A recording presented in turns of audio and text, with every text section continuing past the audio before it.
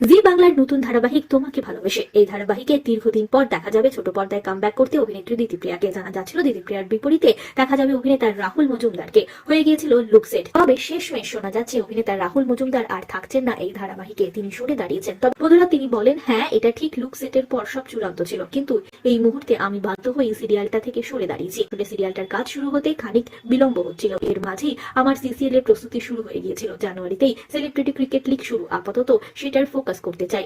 আরো একটা কারণ রয়েছে, অভিনেতা আরো বলেন, স্টারের সঙ্গে আমার দীর্ঘদিনের সম্পর্ক, চুক্তি শেষ হলেও ভালোবাসাটা রয়েছে, তাই সব মিলিয়ে এই মেগা থেকে সরে দাঁড়ালাম। তবে অভিনেতা রাহুল মজুমদার জানিয়েছেন, তোমায় ভালোবেসে ধারাবাহিকটির স্টোরি লাইন দারুণ ভালো। অভিনেত্রী দিতিপ্রিয়া এই নতুন ধারাবাহিক নিয়ে এক্সাইটেড। ইতিমধ্যেই প্রোমো এসেছে প্রকাশ্যে, দিতিপ্রিয়াকে দেখা গেল, নায়ককে দেখা যায়নি। তবে দিতিপ্রিয়ার নায়ক কে হবেন সে বিষয়ে অনেক কথাবার্তা চলেছে প্রাথমিক স্তরে, তবে ফাইনাল কিছু এখনো হয়নি। তো বন্ধুরা, আপনারা কাকে দেখতে চান এই নতুন ধারাবাহিকে দিতিপ্রিয়ার বিপরীতে জানাতে ভুলবেন না।